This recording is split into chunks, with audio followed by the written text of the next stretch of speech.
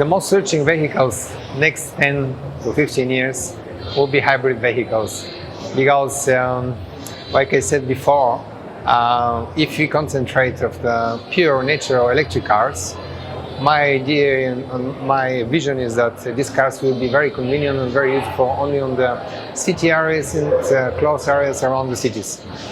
Driving with a pure electric car in the short distances from point A to point B every day, like your work and so on, also will be very convenient.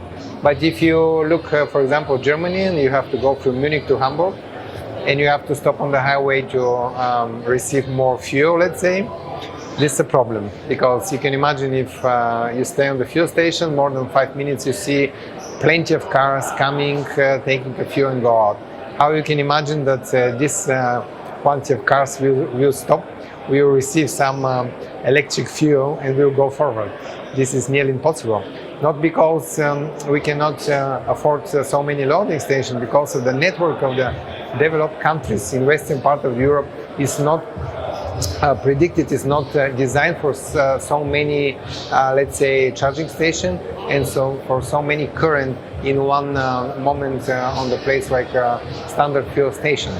So my vision on that direction is that we will have, like I said, hybrid cars. You will drive in pure electricity inside in the green areas around the cities and so on, if you want to drive or go to your work and back. But if you want to drive more, let's say on the weekend or to go on holiday and so on, then you use your standard petrol engine.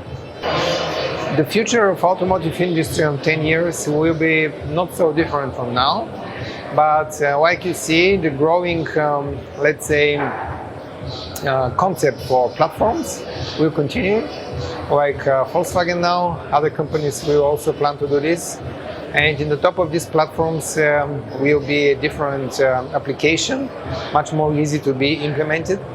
And also my goal is that in 10 years we will have nearly finished self-driving system, which will run on the highway minimum on the, let's say, developed countries. Of course, if you know, for the CAD, Connected Automated Driving project in EU Commission, this will be a big problem, because, like we spoke before, the new generation, they don't like to drive anymore. In London, for example, the average speed to moving from point A to point B with the car is 7 miles per hour.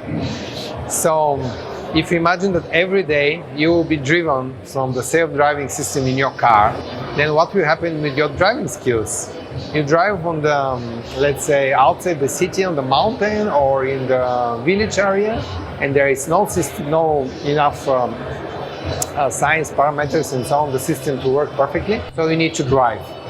So for me, the biggest challenge for the future, for the next 10 years, will be to keep the young generation with enough skills to drive, because the systems will be not perfect and they will never be able to, let's say, change 100% the humans.